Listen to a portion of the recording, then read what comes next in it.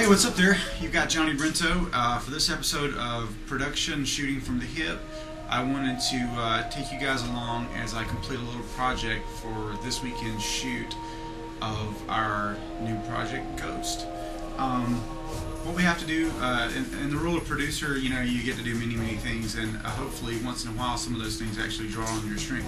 In this case, this little project calls for taking some of our actors and placing them into Civil War photographs and making it look period, like they've been reincarnated or what have you.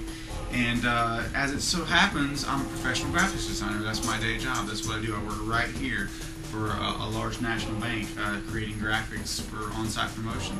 So that plays to one of my strengths, so that, unlike sometimes when I'm having to run all over and do things that I don't really know anything about, or I'm having to learn as I go, this really does kind of fall into my little realm. So what I'm going to do is I'm going to go ahead and take one of these projects from start to finish for you. I've already completed several, so you'll be able to see how some of those turned out. I don't know if this one's going to be great. It's going to be a little more challenging because it involves our producer and cinematographer, Geo Swanko, who feels that the camera will steal his soul, and he generally shuns photographs anyway.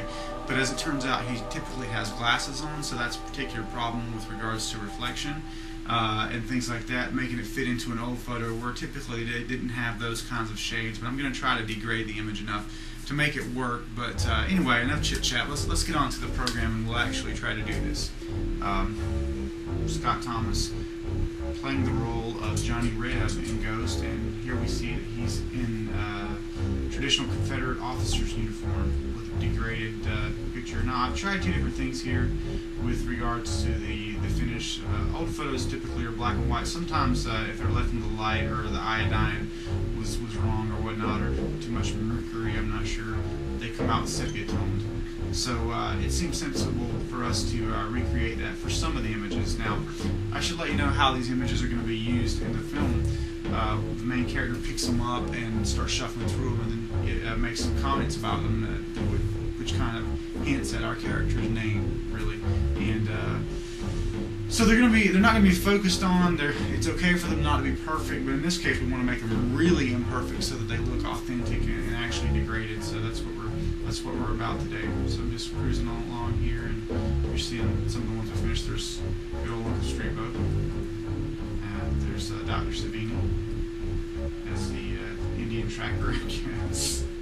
Okay, enough fun. So we're going to go, how do we do this? Okay.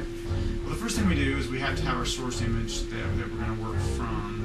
And in this case, I already have a couple here that I liked. This is the one I used for my own image, Johnny Brento there. Here's another generic one, and I had a few more. But let's kind of get an idea by looking at some images of Geo Swanko. Now here we see Geo Swanko in the coolest picture from Horrifying 2007, where he's with G.H.O.S.T, Strabo, and myself. Now that one's pretty good. Might be able to work with that one. There's a little bit of glare on the glasses, so but it's a good candidate overall, I would say. Okay, so here is Geo Swanko with the legendary Malcolm McDowell, Dr. Loomis. Okay, and here we see him with, hey, who's that guy? It's Tom Savini. Okay, so at a glance, it's got kind of a goofy expression there. I don't want to mess him up. And here with Luke Temple. Definitely wouldn't be smiling. The Civil War was not a happy time. So, I'm thinking this is the best expression overall. So what I'll do is I'll start out by coming in here with what we like to call the Bezier tool in Photoshop. And I'm going to just make a really quick and dirty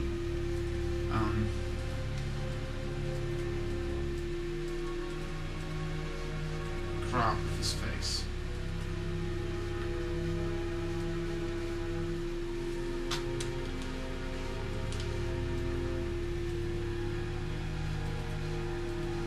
This area is going to give us a little problem right here because we see the poster behind it, but I'll try to get creative and deal with that once we're in the compositing phase. So there's some go through here. And this is not really, I know that I'm most likely going to not use the hair from this image, and Just makes it a little bit easier to blend in. But I'm going to go ahead and get it anyway. I can always cut it out. You can always take away, but sometimes it's hard to add to Photoshop. So we'll get his ear. I may not actually use his ear, but we'll go ahead and take that with us too. Okay. It's a pretty ruddy image. The room was lit with the yellow light kind of, and you see that it's not a very flash, it's not clean like a flash image would be. Let's see here. So files, start with photos. You want to browse to where we put together some Civil War source material. Large icons here, and I'm just going to kind of look through here and try to find an image I think might work. And right off the bat here I see one. Now this isn't really a action image or in the field, it's more like a portrait, but the general location of the shoulders and head are about right. I also had picked this one out earlier. I'd love to make that one work just because I think it's so creepy. Let's see what we have here. Open that one. I don't think I'm going to go with these two. Open this one. We're using this one. Okay. This looks like the stronger candidate for me. So I've already copied the George's head. So what I'll do is I'll paste it into this. Since it's already in black and white mode or grayscale duotone mode, it makes it in black and white, which we want that anyway, so it's not a problem. So this is really degraded too, so that'll give me a chance to really work with the glasses and get them down to a reasonable assembly. So obviously his head's way too ginormous. It's always a good idea to label your layers in Photoshop. I'll duplicate this and save the original so I don't have to go back and copy it all over again if I miss it. So we just split it. So,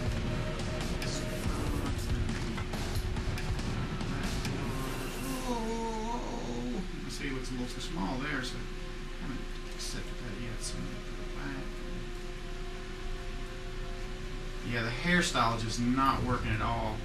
So I think what I'm probably going to end up doing is just using George's face and trying to, so I'm going to do a layer mask real quick. Again, this is not really intended to teach you all the Photoshop technique. There are tons of places out there for that if you want to learn. It's a great tool, and I think everybody should be able to do the basics in it, just because, especially if you're a filmmaker, because it's just so versatile. You can actually use it to edit video. You can export AVI files as FLM files and do real specific editing using Photoshop, so it's a great tool. So we want to get rid of most of George's neck here and his hair. Now it looks a little goofy at first, but you just have to have a bit of imagination when you start this. And the longer you go, you can go too far, but usually it'll start looking better while into it. So, okay, this one over work, just really see what I'm doing a little bit. I'm going to get rid of more of this. Now, this being a layer mask as opposed to deleting, I can always undo this by using the white and painting it back. So. And I know that this area right here is going to cause me problems. So I'm going to go ahead and just get a little bit of that out. I apologize, by the way, for the buzzing noise you hear in there. That's my quad core, and it's a beast. There's just no way to make it quiet. And I like having easy access to it, so that's what you hear in there. So let's pull this in. We want to pull the opacity down just a little bit on George's face here and make sure the eye line is about the same. And I find when you're sizing a portrait to match another photograph, the relationship between the eye